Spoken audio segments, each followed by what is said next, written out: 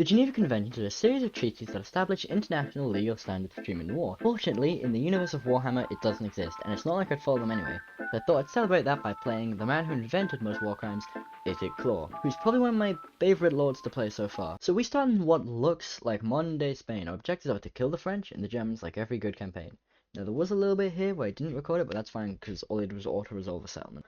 I decided to start by activating one of my rights to gain more food. If you don't know, Skavens have a mechanic called rights, where I can spend gold to gain buff for a few turns. This one gives me food and a few other things, but mainly the food. Skavens do have to manage their population's food, and in case of Claw, I can also use food and uranium to upgrade weapons and build nuclear warheads in the Forbidden Workshop. But for a little bit, I'll be ignoring that because I need all the food I can get.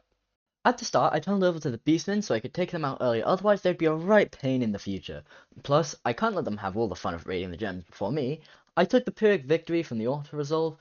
They only had one settlement, and it turns out I actually got really lucky here, and the Empire actually killed their only army, which means the Beastmen are completely gone. I then marched north and south and took the last German settlements, completely wiping the Empire faction out. Now, if you're familiar with Warhammer 3, you might have noticed the amount of food I've stockpiled and the fact I haven't been upgrading Skaven Blade, and that's because I decided to make the cold and calculated move of burning down my capital city and putting my entire empire into starvation. Now, there is actually a reason, because Skavens can use food to upgrade a settlement when you first settle down there. So I got my city to be as advanced as it can be, and by doing this on the first few turns, it's extremely strong. I can now build buildings that let me recruit very advanced troops I'm probably not meant to have at this point in the game. The only bad thing about this is the food, but with a few wars and undercities, which is something Skavens can do, where we build a city beneath someone else and siphon their food, I just have to be worried about getting caught, which is kind of hard to do. But with a few of those, my food will be back shortly. I spent the next few turns rebuilding my city, but in a more advanced way, so I can build up a stronger military. After that, I thought we were getting a tad bit too peaceful, and my food's gonna have to come back somehow. Also, the vampires killed some French, so yay me, there's another off the list. This also means they're weakened after just recently coming out of a war. First thing I said to do is build an undercity, then I went to go march south and fight the first settlement. It was pretty easy.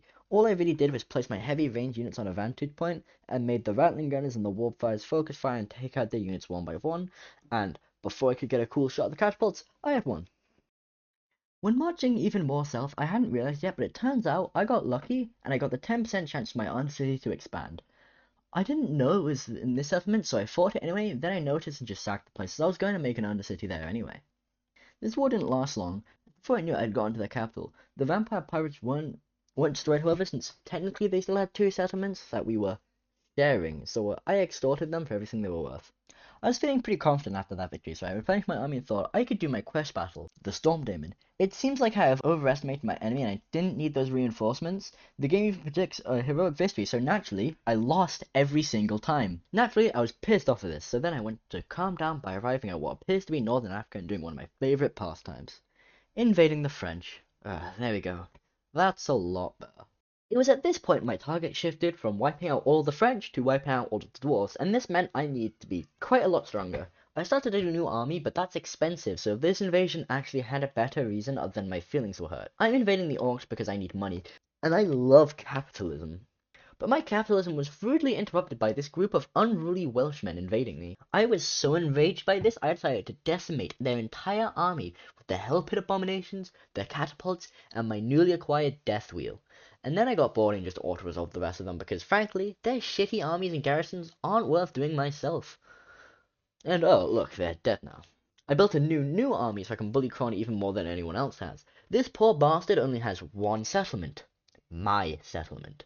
A Kron army luckily doesn't have any range units. Fortunately, Skavens have uranium machine guns and napalm cannons, so by the time they got to me, they were already really squishy. I also wanted to try out their hell pit abominations more. Unlucky for Kron, whilst they were practicing swordsmanship, I was practicing this thing. With all my invasions done, I finally thought I could beat the dwarves once I upgraded my armies with a few more times. But then it hit me. I had an idea, a master plan. The greatest military operation since Operation Cottage. I call my master plan Operation Go Fuck Yourself. So this is the plan. Here we have the vaults, the homeland of the dwarf. They only have 3 settlements, and I will spend 1 turn reducing that to 1 settlement.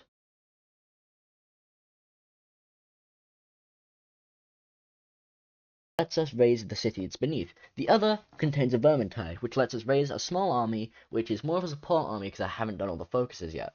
In 5 turns, you'll both awaken at the same time, raising this settlement down here, and raising the Vermintide up here. With this settlement completely wiped out, I will have the Vermintide up here invade this city here, with the help of Itic Claw. But there's still one more city, I hear you say? Well, that's where my trap card comes in. At this very same turn, I will activate the Scheme of Doom, which gives me this guy, a Doom Engineer. He lets me sacrifice himself to cause an earthquake which completely destroys a city's walls. And I will have him go up to the last city, raise it instantly, and causing the dwarves to collapse. It is a genius plan and it cannot fail. Now let me tell you why it failed. Go Fuck Yourself failed for 3 main reasons. Number 1, the dwarves are at war and rapidly acquiring land. Number 2, if you're familiar with Skavens, you probably noticed this one instantly. I misinterpreted the Doom Engineer. He doesn't raise a city, he just makes siege battles easier.